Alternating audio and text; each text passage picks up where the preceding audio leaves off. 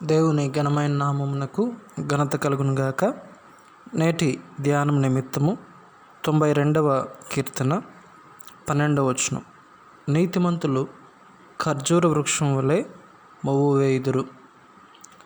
పరిశుద్ధ గ్రంథంలో దేవుడు విశ్వాసులను అనేకమైనటువంటి పోలికలతో పోలుస్తూ వచ్చాడు. నూతన నిబంధనలో మనం గమనించినట్లయితే గొర్రెలతో పోలుస్తూ వచ్చాడు. నా గొర్రెలు నా స్వరము వినును అనేటువంటి మాట.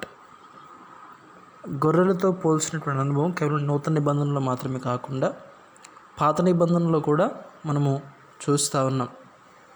మనము గొర్రెలము, ఆయన మేపు గొర్రెలము అనేటువంటి మాటను అనేక వచనాల్లో మనం చదువుతూ ఉంటాం. అంతేకాకుండా కొన్ని సందర్భాల్లో ద్రాక్ష తీగలుగా పోలుస్తూ వచ్చాడు. నేను నిజమైన ద్రాక్ష వల్లని, తీగల మీరు అన్నాడు. అలాగే మరొక చోట మీరు లోకమునకు వెలుగు అన్నాడు. మరొక చోట మీరు లోకమునకు ఉప్పై ఉన్నారు అన్నాడు. రీతిగా విశ్వాసులను దేవుడు అనేకమైనటువంటి పోలికలతో పోలుస్తూ వచ్చాడు. అయితే ఈ 92వ కీర్తనలో మనం గమనించినట్లయితే 12వ వచనంలో నీతిమంతులు ఖర్జూర వృక్షం వలె మొవ్వు వేయుదురు అని చెప్తా ఉన్నాడు. దేవుడు తన యందు విశ్వాసం ఉంచినటువంటి వారిని, నీతిమంతులుగా ఉన్నటువంటి వారిని ఖర్జూర వృక్షములతోటి పోలుస్తూ ఉన్నాడు. ఇంతకంటే వేరే పోలిక ఏం లేదా?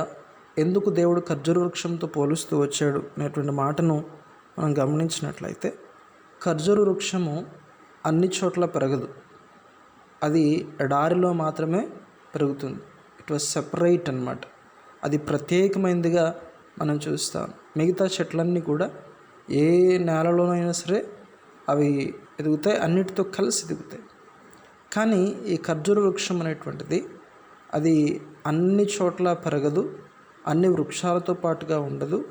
కేవలము ఒక ఎడారిలో మాత్రమే ఈ ఖర్జూర వృక్షాలు మొలుస్తూ ఉంటాయి, అక్కడ ఉంటాయి. అంటే ఖర్జూర వృక్షము ప్రత్యేకమైనటువంటి జీవితాన్ని సూచిస్తాను. ఎందుకు దేవుడు నీతిమంతుణ్ణి ఈ ఖర్జూరపు చెట్టుతో పోల్చాడు అని అంటే, ఆ ఖర్జూరపు చెట్టు వల్లే మనము ప్రత్యేకంగా ఉండాలి అనేటువంటిది దేవుని యొక్క ఆశయం ఉంటా ఉంది. విచారం ఏమిటంటే, ఈరోజు చాలామంది క్రైస్తవులు, దేవుని ఎరిగినటువంటి వారు లోకంలో కలిసిపోతూ ఉన్నారు. లోకానుసారంగా వారు జీవిస్తూ ఉన్నారు. అయితే వాక్యం ఏమని చెప్తా ఉంది? 2వ కొరింథీ పత్రిక 6వ అధ్యాయాన్ని మనం చదివితే, 2వ కొరింథీ పత్రిక 6వ అధ్యాయం 14వ వచనం. మీరు అవిశ్వాసులతో జోడుగా ఉండుకుడి, నీతికి దుర్నీతితో ఏమి సాంగత్యము, వెలుగునకు చీకటితో ఏమి పొత్తు, క్రీస్తునకు బెలియాలతో ఏమి సంబంధము, అవిశ్వాసితో విశ్వాసికి పాలెక్కడిది, దేవుని ఆలయమునకు విగ్రహములతో ఏమి పొందిక. కాబట్టి మీరు వారి నుండి బయలువెడలి ప్రత్యేకంగా ఉండుడి. ఈ మాటలు ప్రభు అయినటువంటి దేవుడు పరిశుద్ధాత్మ ప్రేరేపణ చేత పౌలు చేత రాయిస్తూ వచ్చాడు. మనము ప్రత్యేకంగా ఉండాలి. ఎందుకనంటే మనము లోక సంబంధులము కాదు. అందుచేత దేవుడు నీతిమంతులను ఖర్జూర వృక్షం వల్లే పోలుస్తూ వచ్చాడు.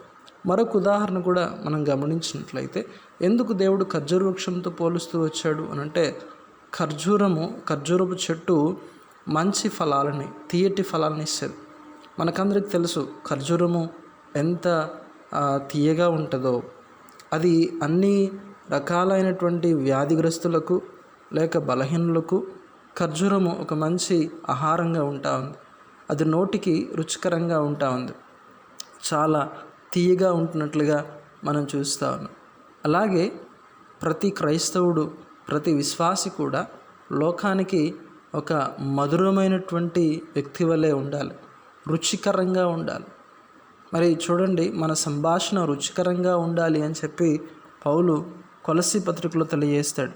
కొలస్సీ పత్రిక 4వ అధ్యాయము 6వ వచనం మనం గమనించినట్లయితే, మీ సంభాషణ ఉప్పు వేసినట్టు ఎల్లప్పుడూ రుచిగలదిగా కృపాసహితంగా ఉండాలి. అయితే ఇక్కడ ఉప్పు అనేటువంటి మాట ప్రస్తావించాడు, కానీ రుచి అనేటువంటి మాటను మనం చూస్తా ఉన్నాం. ఖర్జూరము ఎలాగైతే రుచికరంగా ఉంటా ఉందో, అలాగే క్రైస్తవుడు రుచికరమైనటువంటి ఫలాలని అందించగలగాలి. అందుచేత దేవుడు ఖర్జూరపు వృక్షంతో పోలుస్తూ వచ్చాడు. కాబట్టి మనము ఖర్జూరపు చెట్టు వల్ల ప్రత్యేకంగాను,